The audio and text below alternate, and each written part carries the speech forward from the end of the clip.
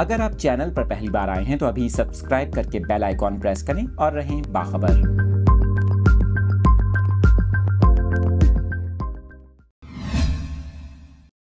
आपके साथ मौसम से मुतालिक ये लेटेस्ट अपडेट्स शेयर कर रहे हैं। मेट ऑफिस की जानिब से एक बार फिर मुल्क के मुख्तलिफ शहरों में बारिशों की पेशगोई की गई है, जबकि आपको बताएं कि पहाड़ी इलाकों में बर्फबारी का इम्कान जाहिर किया गया है।